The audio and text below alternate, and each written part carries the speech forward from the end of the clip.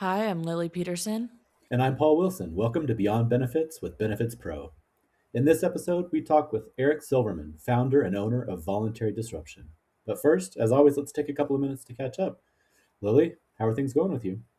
Good. Nothing too crazy, nothing too new. Been watching a lot of the Olympics during the day in the background, all the snowboarding and the curling, and I've been paying attention to the hockey a little bit. So, Yeah, I have been doing the same. Have you historically been a Olympics kind of person? Like growing up, did you tune into them, or is this a new development?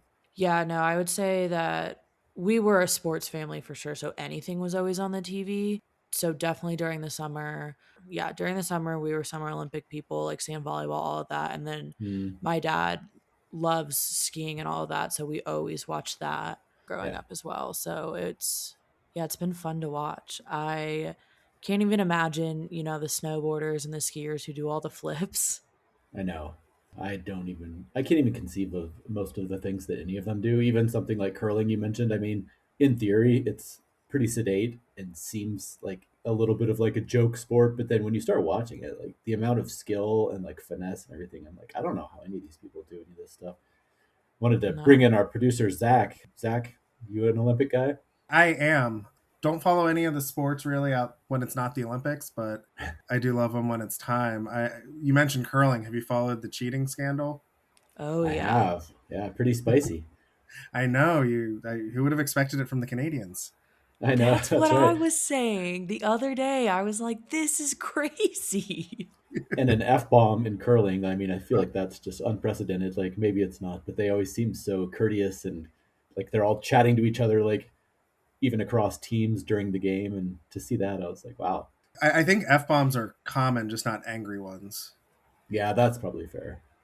Yeah, for sure. Yeah, Well, what you I was said is something that I think about a lot too. Is I don't pay attention to the sports the rest of the year. Like it always kind of blows my mind. I know that these athletes and their sports exist obviously year round, every year, every day they're training.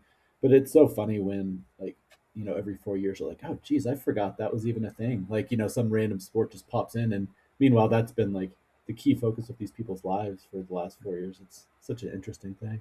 I mean, you all are out in Colorado. You don't know any casual losers? I wish, but I did meet Michaela Schifrin at the Taylor Swift concert a couple years ago, so that was pretty cool. That is Just cool. dropping names left and right. I know. I was Yeah, gonna I'm a say name dropper. We know this. Lily clearly runs in different circles than I do, but yeah, no, not me. I think I might have said this before, but I am maybe the outlier for somebody who grew up in Colorado in that I have skied 3 or 4 times in my life, but yeah, it's fine. But to me, I'm just not willing to really put as much time and money and all that into it as it deserves. So It is a huge investment, like yeah, time and money, like you said. exactly. But when you see somebody who's really good at any of these sports, there's definitely that envy of like, yes, it took a lot of work to get there, but I cannot imagine how cool it would feel to just be like at the top of your game, and some of this stuff seems so effortless. It would be a pretty amazing feeling. Yeah, I agree. What's crazy to me too is that they all have normal jobs and I they just know. go home to their normal job after they win gold at the Olympics. Like that's so I know. crazy to me. It is. Somebody like Michaela Schifrin or some of the really well known ones like Mary Lou Retton back in the 80s. I know that to some degree they're able to kind of build this into a career with, Yeah. speaking circuits and things like that. But the vast majority of them, I think, are just, they get this blip of kind of spotlight, and then, like you said, they're back to a UPS driver or whatever the case may be. It's a crazy thing. Yeah, it is Yeah. quite insane to me. Like, imagine if Paul just comes back and has gold and is just a world renowned curler. Like, that's insane to me. Yeah, I would say anybody who watched me growing up perform any sports knows that that would have never happened. But yeah, no, it does add a little twist to it. It would be even crazier if I did it. Nice. Well, we've got a little bit of time left in the Olympics, but then we'll have to wait a couple years for the summer. Last question before we jump into the episode: if you had to pick, are you both on the summer Olympics or the winter Olympics? Which one's your favorite? I'll let Zach go first. I'm going to give such a cop out answer and say in the moment, whichever one's on. Mm, If you asked me in 2 years where I'm watching the summer games, I'd be like, the summer games are my favorite. They're so much fun. But mm. watching the winter games now, where it's just the crazy, weird sports that you never see, I'm like, oh my God, this is fun to watch. So it really depends on which one's on for me. Cop out answer, I like both. I think That that's was a very fair. political answer. Yeah. Yes. Mine's not going to be like that. Summer Olympics all the way, but that's just because I love watching sand volleyball and normal volleyball is during that time. So, Mm, yeah, I guess that shouldn't surprise me. I am all yeah. about the Winter Olympics. I enjoy both, but I think what you said, Zach, to me, it's like this opportunity to see all these sports that, yes, I can't run like the Summer Olympics. I can't jump like they do. Like, it's not the same thing, but like I am physically capable of doing some of the things that they do at a much Mhm. lower level. I think what always amazes me about the Winter Olympics is just like I could not do any of this stuff. It's just crazy to see that. So I kind of like, novelty is probably a little cheap, but I kind of like that aspect of just like it's unlike anything that I see the rest of the year. Yeah, if it was on more often, I wouldn't care, but Yeah, it's really like a reminder every 4 years of like, oh, the ski long jump exists. And then I right. watch it and I forget about it. Exactly. Well, it's been a lot of fun to watch it. I suppose we should probably get on to our episode, though. Like I said at the beginning, in this episode, we sit down with our friend Eric Silverman to explore the evolving world of enhanced benefits, as he likes to call it, and why every employee offering deserves attention, not just medical plans. We dive into recent class action lawsuits, compensation strategies, and how technology and transparency are reshaping the industry. Eric also shares how he built relationships through social media, talks about his passion for both cars and sports, and he discusses one of his very favorite books, which inspires his approach to thoughtful generosity. We have all that and more coming up next.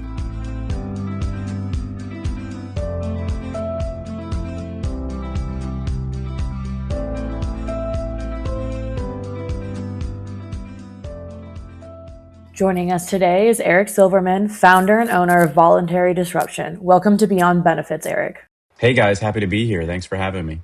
Yeah, we're so happy you are here. I don't know what took us so long to have you on, but we're glad we finally got you. How are things going in your world? Man, I am living the dream. If I was any better, I would be the both of you. Yeah, that is a pretty high aspiration, I will say. Well, I'm sure many of our listeners know you pretty well, but for those who aren't familiar with you and your company, can you just give a little bit of a background about you, your business and what you do on a day-to-day basis? Sure. Well, my name is Eric Silverman, and I am a recovering carrier rep. I've been in the business more than 25 years now. I hate to admit there are good things and bad things about that, I'm sure, but more than a decade. We are a boutique specialist, often known as an enhanced benefits, or as the industry still calls voluntary benefits, GA of sorts, and where we focus to help our advisor, broker, consultant partners across the United States, big and small, is in an area of the benefits world that most of them admittedly just don't hyper focus on with laser like precision the way that we do. So we take our non medical benefit that we offer to employers and groups, we take that as serious as they do, they meaning the health insurance advisors. We take our benefits as serious as they do when it comes to the self-funded, level-funded world where they're designing and building plans from the ground up. We're doing very similar things and taking that same approach with respect to anything non-medical. Non-medical meaning life, disability, what's known as worksite benefits, dental, vision, and such. But the marquee for us is not really even just the benefits. It's the communication and engagement, the marketing to the true end user. And the end user is the consumer of healthcare. It's the employee themselves. It's their family. It's not just how do they access, it's what not to do. It's where not to go. And what we find is as advisors in the industry, we can put in the most incredible benefits known to mankind, but ultimately it's all for naught if the employees aren't utilizing the plans and understanding them properly and effectively, being engaged not just one time but throughout the year. So that's become our marquee, that's our focal point, and we just happen to be experts in all of those areas combined. Nice. Well, you brought it up a little at the beginning. So you famously focus on voluntary benefits, or as you like to call it, enhanced benefits. Can you talk a little bit more about that change in terminology and why that came about and how that changes that perspective?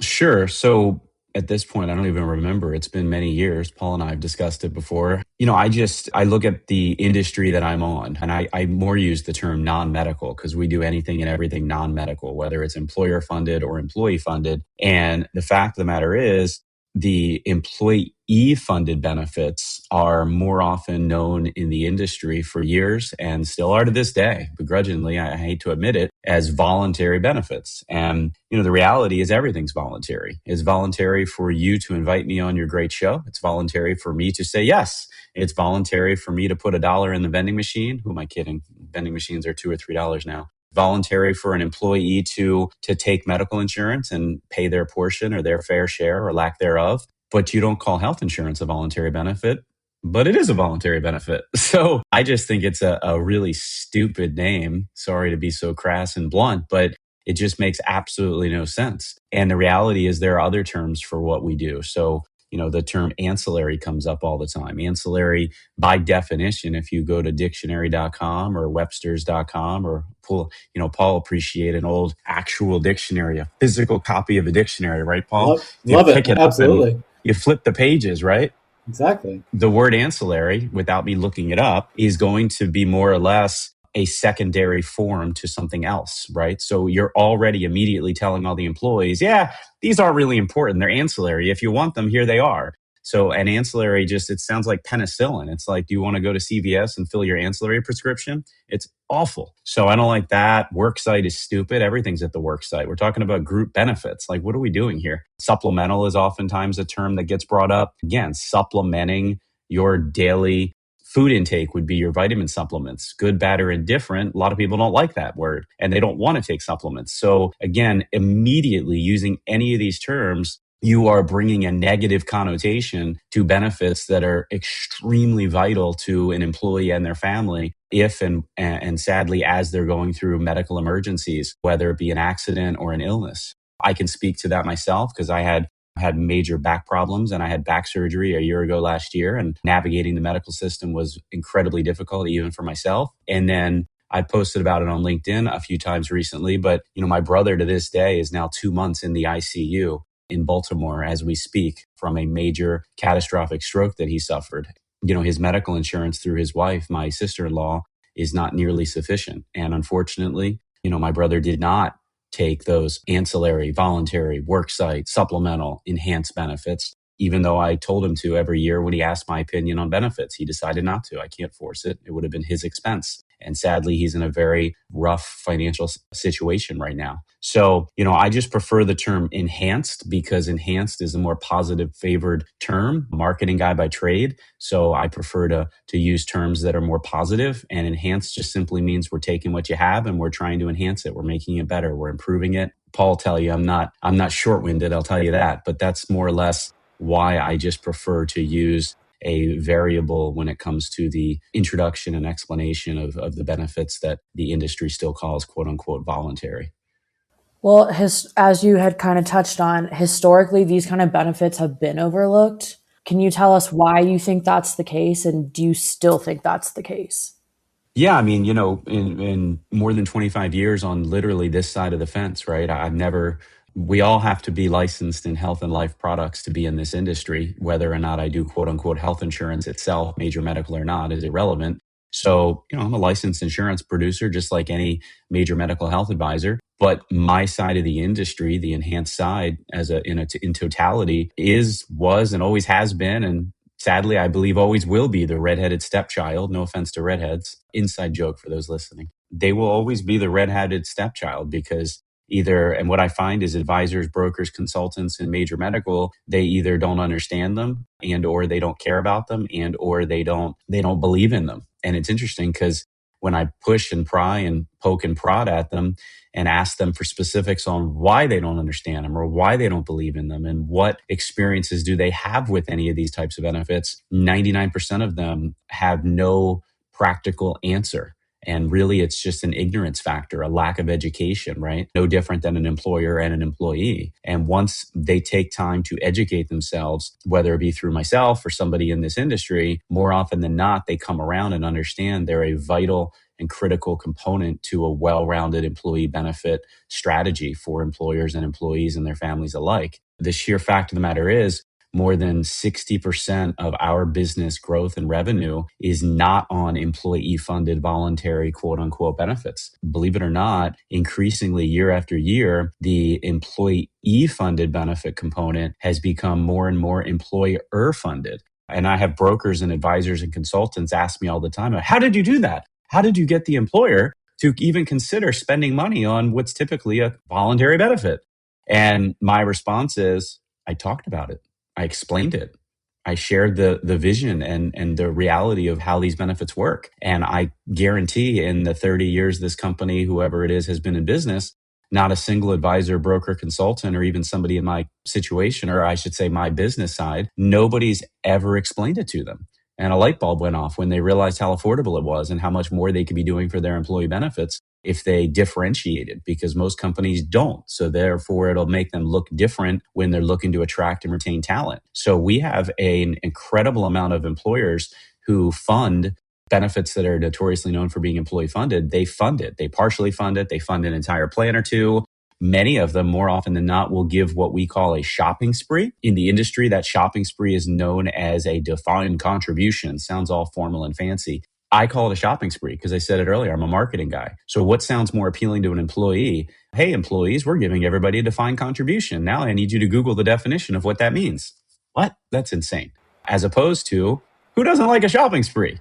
A shopping spree is a defined contribution. It's, hey, everybody, we're giving you an amount of money and you can go on a shopping spree. It's use it or lose it. You can't take the money and get a paycheck bump. And if you go over the shopping spree allotment, you pay the difference, whatever it is, through payroll deduction. If you don't go to the maximum, you're not going to get an increase in your paycheck, but at least you didn't have to come out of pocket. And the overwhelming majority, they get excited. Talk about engagement. If you're an employee and you get a text from the system that we create and provide that says, hey, we're excited about this year's open enrollment. This year, everybody's getting a $100 shopping spree to spend on X, Y, and Z. What employee is going to not be engaged, right? It's free money. I would love my wife and kids just have an automatic shopping spree all the time, courtesy of my credit card, but who wouldn't love to have a shopping spree? So we take that same approach to benefits and it turns a dry, boring, archaic, abysmal status quo, should I keep going, benefits world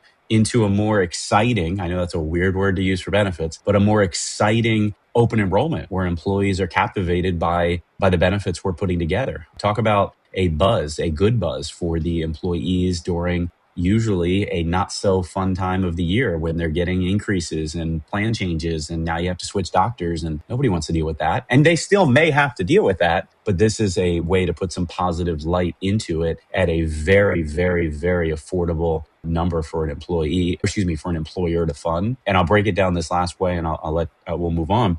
In what world can an employer spend the equivalent of basically 25 cents to 50 cents an hour per employee to give their employees a higher perception of their benefits package, to provide 25, 50, 75, or $100 per month to the employees to let them go on a shopping spree? And if I say to an employer, where can you do that? So if you have an employee making, I'm making up a number, $20 an hour, and you gave him a $20.25 pay, so you gave them a 25 cents pay raise, do you think they would be jumping up and down excited? Do you think they would shout home and call grandma and say, oh my gosh, my boss just gave me 25 cents more per hour? No, they're not going to do that. In fact, they're going to roll their eyes and sarcastically and selfishly, and they should be upset about it. It's nothing to write home about. But you can do that and get a very positive, excited reaction by just taking 25 cents an hour, 50 cents an hour, whatever the number is, multiply by 40 hours, multiply by 52 weeks. It's still the same money, but the impact you're getting from the employee with respect to loyalty is incredible relative to what you would get as an employer if you just gave them a quarter an hour pay raise. So when we explain that to employers, they get it. No, that makes a lot of sense. And I think one of your superpowers has always been your ability to communicate and connect people. And obviously, in the case you were just describing, it was educating employers, but I also know you spend a lot of time internally within our industry, educating and communicating with other advisors and people in this space. Coming up in a couple months, we have the Benefits Pro Broker Expo in Chicago, and you're always a big presence there, and you're super helpful. You always moderate and speak. Can you tell us the value of attending a conference like the Expo, both for you, like what do you get out of it, but also like what do you think that people listening get out of it? Why is that internal communication and checking in with others in the industry so important to you? Yeah, well, I mean, I'll back up for a second and address what was last year was Boston, right, Paul? A year ago, or not even a year at this point when we're recording this, I was a very big presence, 60 pounds bigger, I'll tell you that.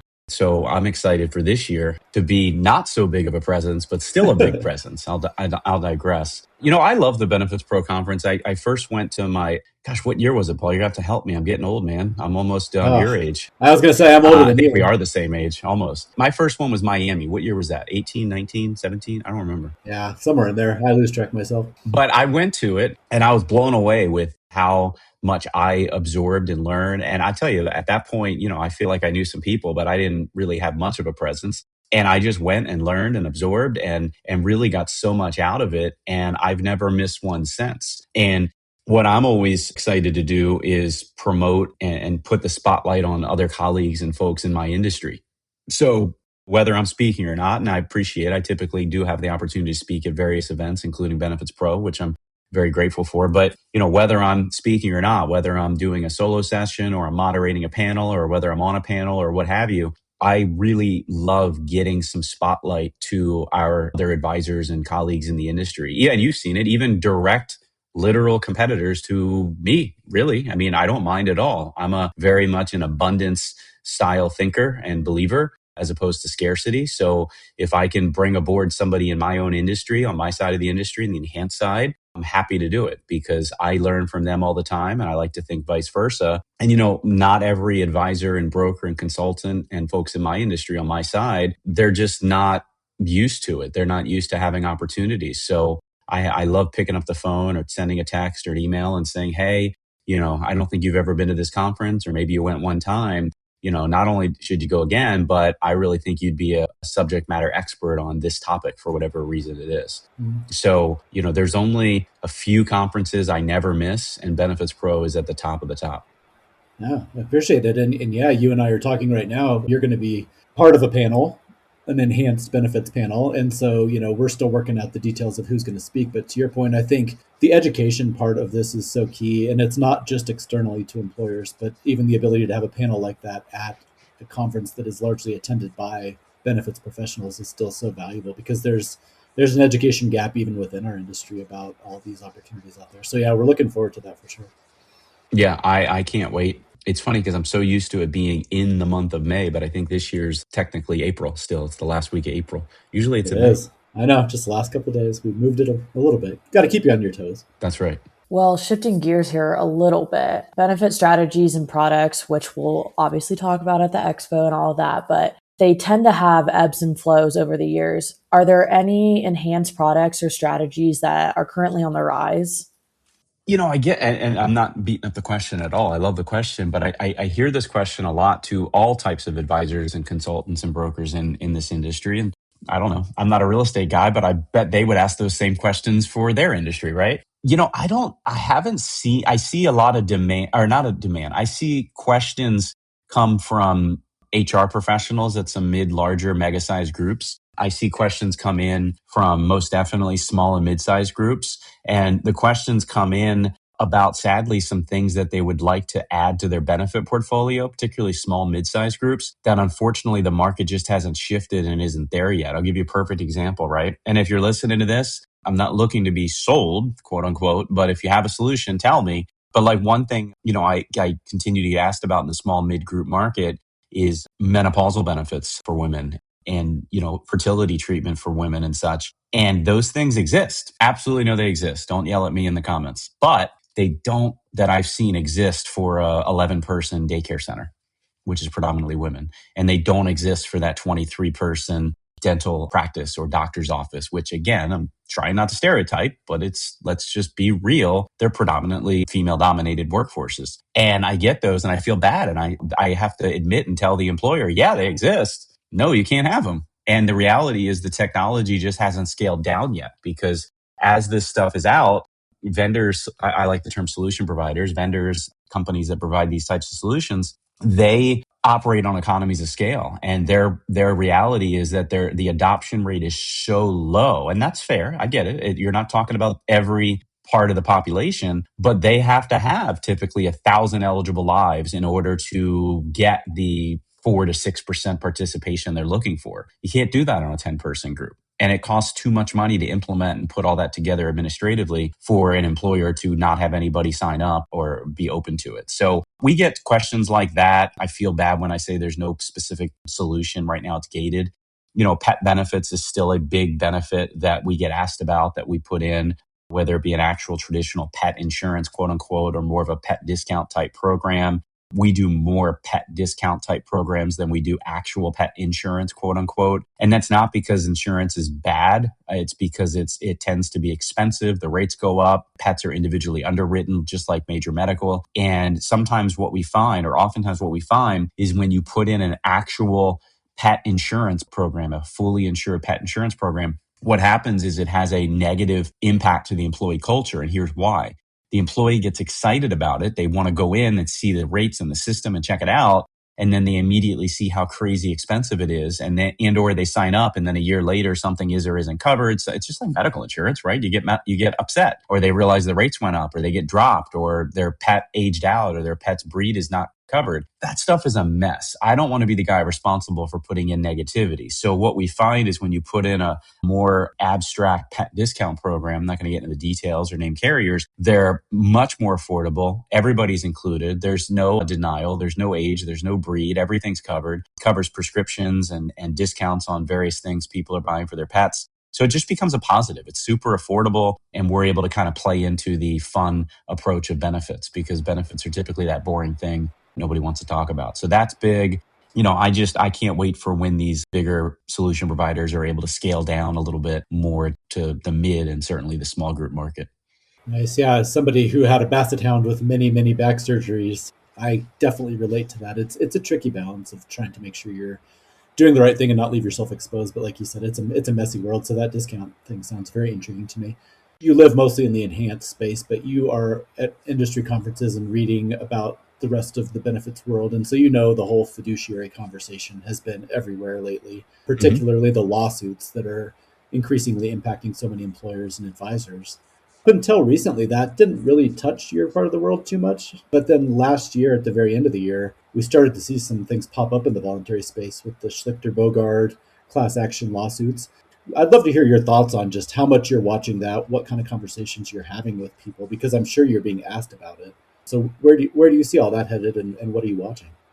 Yeah, I mean, I got to give a shameless plug here, Paul. I feel like there was an incredible article written by somebody I might know that was published in the Benefits Pro online magazine just recently, Paul. Am I accurate? I can't I think remember. that does ring a bell, yeah. It may or may not ring a bell. Note to your editors on the technology side. I think a link in somewhere in the comments or somewhere in the script should be a perfect space for it. Yeah.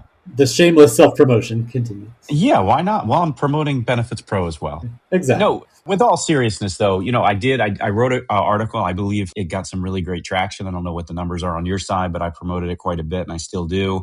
I'm excited about it. And yeah, I am definitely keeping an eye on those allegations and that proceedings that are coming about. For me, I didn't read it as anything bad. I read it as it's more about process than it's about anything else. It's about, the process by which employers, well, I guess advisors and brokers and consultants are making the benefits available. It's really about process, making sure that the process in totality is done properly, that the quintessential I's are dotted and the T's are crossed. A lot of times what I've read, or some people reading through is it considered a lawsuit? I'm just reading articles about it, but there is bringing up compensation misalignment. I don't know that I believe it's all about the misalignment as much. I mean, it can be, but I think it's more about making sure that everything's set up properly. I'm not a big believer in any capacity of what the industry still relies on my side of the industry, which is heaped or advanced commissions. A lot of big carriers are out there that still rely on a 1099 independent quote unquote workforce of enrollment salespeople that are commission only. And, I'm a car guy, if those listening didn't know. And, I don't buy from CarMax, but I love the process of this is the cost, take it or leave it. The salespeople are paid the same whether you buy a fancy luxury exotic car or whether you buy a pre-owned 2014 Toyota Corolla. So I have that same philosophy when it comes to how we take compensation as an advisory firm on the non-medical, because I feel like it just aligns better. So whether an employee signs up for nothing or whether they sign up for 5 things or whether they get an accident plan or whether they get a life plan or whether they get a pet plan, it doesn't really matter. I'm not incentivized that way. So do we take commissions or revenue or compensation, whatever term you want to use? Sure. Yeah. We're a for-profit entity. Absolutely. We have to run our business. But I think there are better ways to scale that are in the best interest of the employee and the employer. And then I'd also add that the way we're doing it is through the use of technology. We're doing a lot of self-serve. We're doing mostly self-serve technology where employees are educated through the various technological advancements that are at our disposal these days. So, employees are not being forced to meet with an aggressive commission hungry salesperson one-on-one to spoon feed them things that they may or may not need or want or value. And then in that case, sadly, they a lot of times will get buyer's remorse one paycheck into the plan where they're like, oh, I didn't realize it was going to be that expensive. I want to cancel. The way we're doing it is just a very, I'm not trying to say I'm not smarter than anybody, I promise you, but it's just a smart approach to allow employees to learn about things that they have some genuine interest in and potentially participate if they want. I don't think that the lawsuits are really signaling the enhanced benefits or the voluntary benefits market as much as they're just trying to make sure that employers don't outsource the fiduciary responsibility and that advisors really make sure that they're following what's in the true best interest of the employer and the employees accordingly. Yeah. And I dive into details in my article, but I'm excited about it. I think it's a long time coming. I think if you look at precedents, particularly in the financial industry, 401ks and such, I don't think you see anything but good for the consumer that came out of it. And I think it's going to be the same here. No, I agree. And it's interesting because it's something that a lot of advisors have already been doing. So this kind of ties into my next question, which is, I often see you on the road. You're attending and speaking at a few conferences, Nelson Griswold's Ascend events, you're there a lot.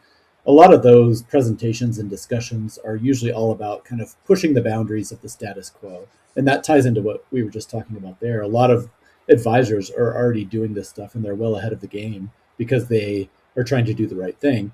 I'm just curious, given your niche in the industry, what is it about kind of these cutting edge, next gen practices and conversations that appeals to you so much?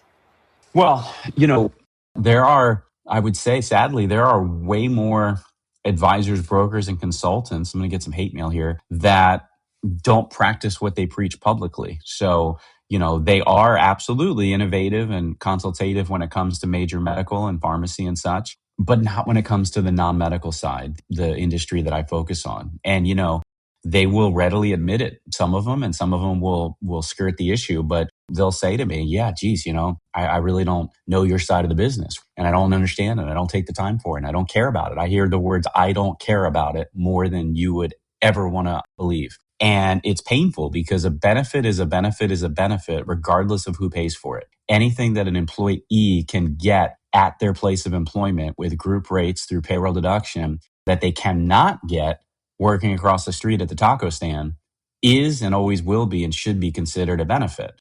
So if you're going to, as an advisor, broker, consultant, be in charge of the entire quote unquote benefits package, then why on earth or how on earth could you not focus time and aggressive, break the status quo type attention on every facet of the benefits that you're approving and stamping and getting paid on? Let's just be honest here. And it's absolutely painful to see. So that's kind of our marquee is, and I have brokers and advisors and consultants that hate's a strong word, but they hate the way that I put it and they get offended and they never talk to me. And that's okay. I'm not here to make friends. I want to work with people that I know, like, value and trust, and it works both ways. But the reality is I call them out. I'm not afraid to call their bluff when I'm meeting them and just shine the light on them in a big way to say, look, there's no question you're innovative on the medical and pharmacy side, but you're really hurting your employer and the true consumers of healthcare, the employees and their families themselves, by not focusing on the stuff that you don't deem as quote unquote important and that you don't understand or you don't have the time for or whatever it is. And often I'll hear things like, well, we just leave it up to the carrier to send whatever they think is best. Well, what do you think the carriers are going to send that's best? Do you think they're going to send, shout out to my buddy Kevin Curran, right? Are they going to send the most optimal contract that's employer employee favorable? Or are they going to send the contract that's boilerplate stock written by the lawyers that's going to be in the best interest of the house? Anybody who gambles knows that the house always wins, right? Unless you pull it out and extract it and analyze the contract, right? Which I know Kevin does, I know I do, and there's very few that do. So advisors, brokers, consultants in the medical pharmacy space, they don't do that. They'll readily admit it. Probably not publicly, but they'll tell you if you ask them that they just will say they're too busy and they don't have the ability to get into the weeds on these types of programs the way that a subject matter expert like myself or others in the business can. So, the reality is there is a better way to do it. And, one by one, slowly but surely, small, mid, large, and mega group at a time, that's what we're doing. And that's what I preach from the hills when I speak at Ascend or U Powered or Benefits Pro or any other conference that'll have me. And I'm not going to stop talking about it because I don't care what you think about the industry. What I care about is what you're telling your employer groups about your ability to help them when it comes to this side of the industry. And more often than not, it's your inability to help the way that you're actually saying. I love that. So you talk the talk and you walk the walk. I'm no Mother Teresa, I promise you, but I Yeah. do, when it comes to this stuff, I really bear down. Yeah. Well, and we've seen you do that on social media as well. And, with your knowledge and you challenge the status quo. Can you talk a little bit about why you feel it's important to be a visible leader in this industry? And do you have any nuggets of advice for other people in this industry, whether that's just in general or like how to leverage social media in this way, the way that you use it? Yeah, I mean, I just talk about it as much as I can because nobody I see publicly is really doing it.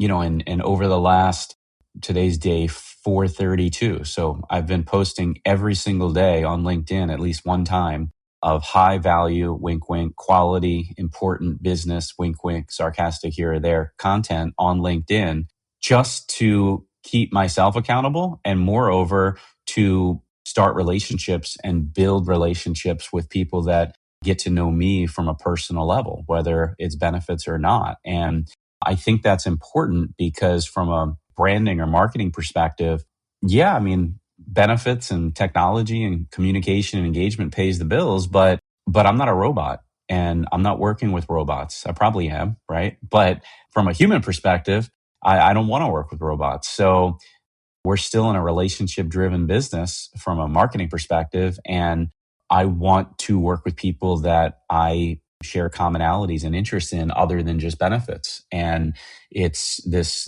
journey I've created on LinkedIn has just been really fun. And there are some days I don't have anything to post and I'll literally say those words. Literally will say, I have nothing to post.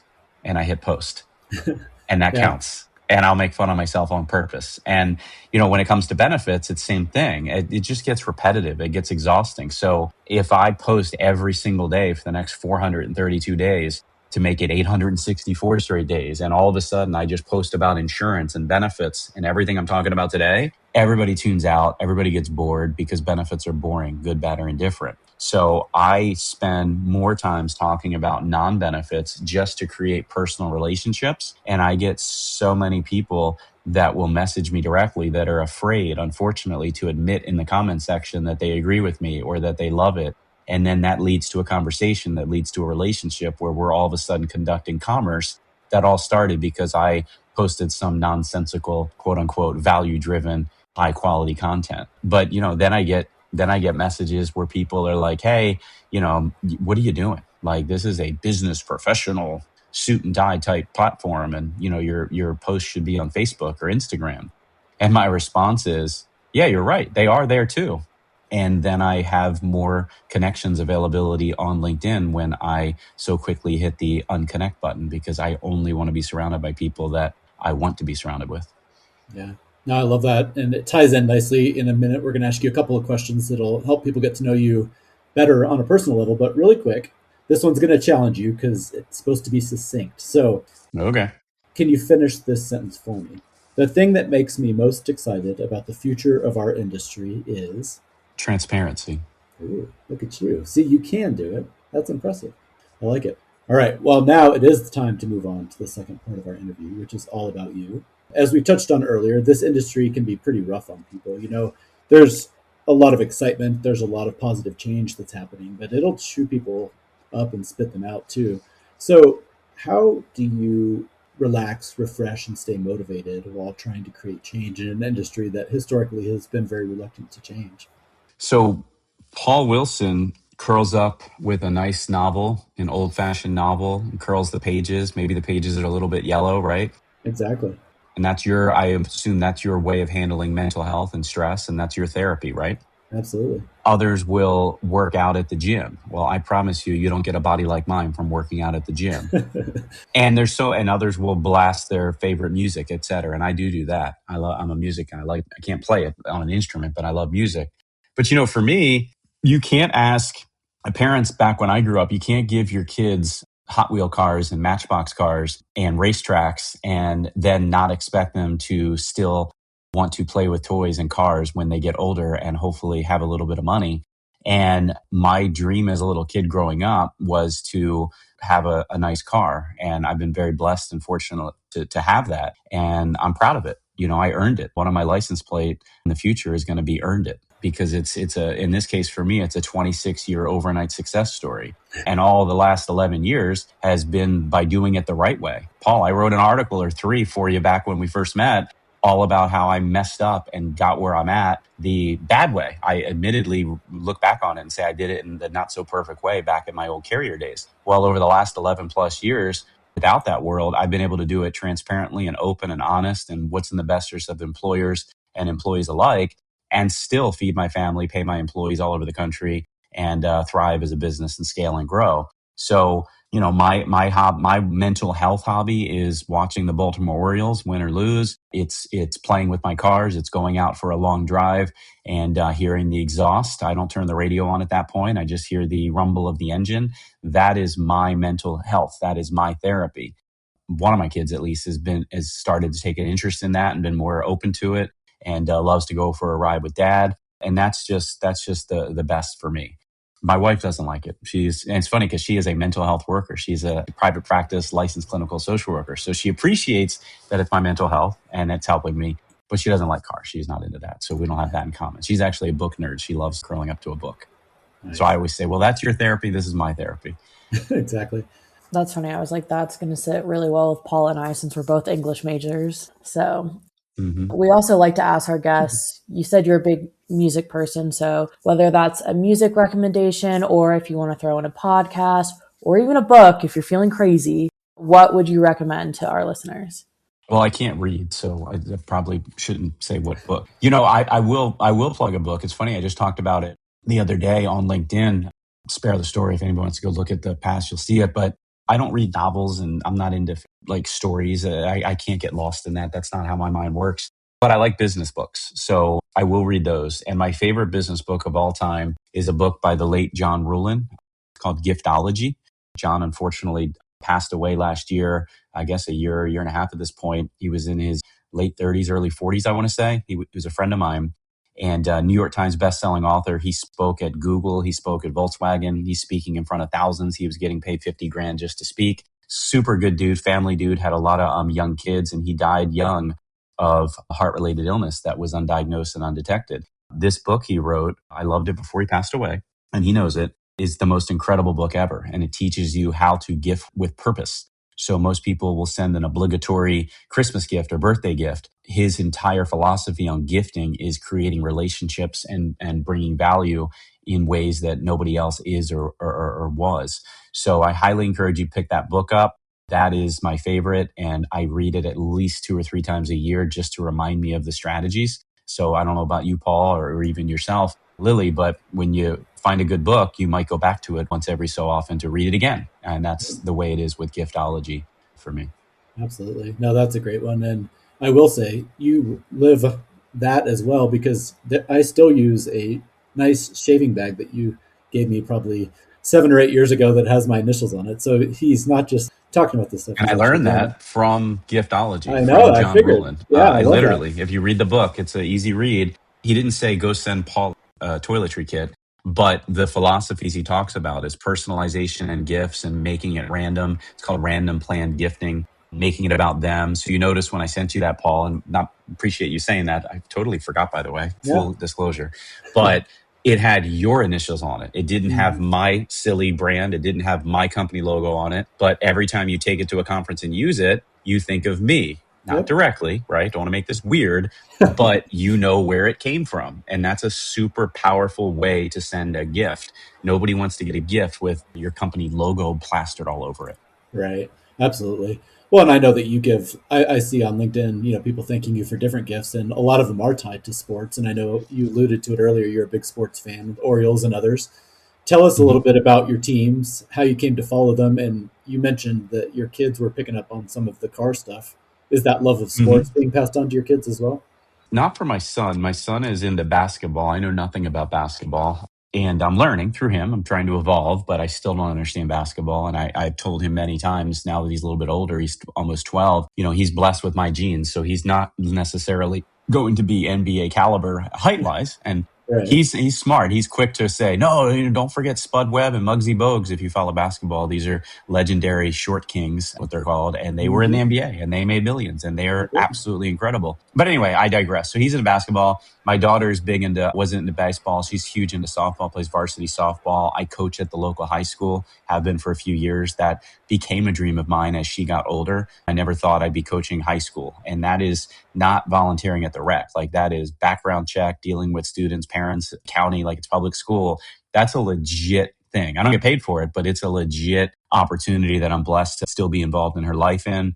I'm a huge baseball fan in general. I'm more used to the Orioles not being in postseason playoff contention. So I still love baseball enough where it's always on in the background. I'm always watching and paying attention, even if it's not my team. And the car thing has just been a little boy dream. So, a 10-year-old Eric is proud of 29-year-old Eric. 29, huh? I like it. I love that. We are also very big sports people, but we have the Rockies, so it's really hard to I would be a argue fan. that's worse than the Orioles. The Rockies are Yeah. probably worse. Yeah, absolutely. So we talk to people all over the country. Most of our guests we're Denver based. Most of our guests are not Denver based. So we always like to learn a little bit about where you live. So can you share a few insider secrets about Baltimore, your part of the country, whether that's best kept secrets, favorite restaurants, hikes, anything like that? So I grew up in Maryland, but on the DC side of Maryland. So about an hour and a half from where I live now and have lived for the last 25, 30 years or whatever, or 25 years, I guess. In general, I got to put it back to baseball.